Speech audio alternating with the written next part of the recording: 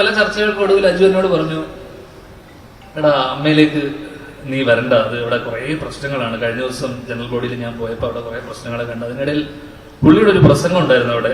ആ പ്രസംഗത്തിനെ കുറിച്ച് പുള്ളി എന്റെ അടുത്ത് വളരെ വാദവരാതെ എന്റെ പ്രസംഗം വളരെ ഗംഭീരമായിരുന്നു എന്ന് പറയുകയും അതിനെക്കുറിച്ച് പലരും അഭിപ്രായം പറഞ്ഞ വോയിസ് നോട്ടുകൾ എനിക്ക് അയക്കുകയും ഈ ജനറൽ ബോഡിയിൽ അദ്ദേഹം സംസാരിച്ച കാര്യങ്ങളെ വളരെ ശക്തമായത് ഇംഗ്ലീഷിലുള്ള ഒരു പ്രസംഗമായിരുന്നു. അത് പറ്റിയിട്ടുള്ള വോയിസ് നോട്ടുകൾ എനിക്ക് അയക്കുകയും ചെയ്തുകൊണ്ട് എന്നോട് പറഞ്ഞു, നീ പ്രസിഡന്റ് ആവണ്ട, ഇനി അത് വേണ്ട, CM ആവണ്ട, ഗവർണർ ആവാം. ഗവർണറിന് വലിയ പണിയൊന്നുമില്ല. ഇതറിഞ്ഞ ഗവർണർ കഴിഞ്ഞ ദിവസം ഒരു ഇന്റർവ്യൂവിന്റെ ഇല്ലില്ല, വിവരക്കേടിനെ അറസ്റ്റ് ചെയ്യാനുള്ള വകുപ്പില്ല. ആ വകുപ്പില്ല, ഒരിക്കലും അറസ്റ്റ് ചെയ്യില്ല. നമ്മൾ അറസ്റ്റ് ചെയ്ത് അപ്പൊ തന്നെ ഇറക്കിക്കൊണ്ടിരും. ദിലീപേട്ടൻ നമ്മൾ ഇറക്കും.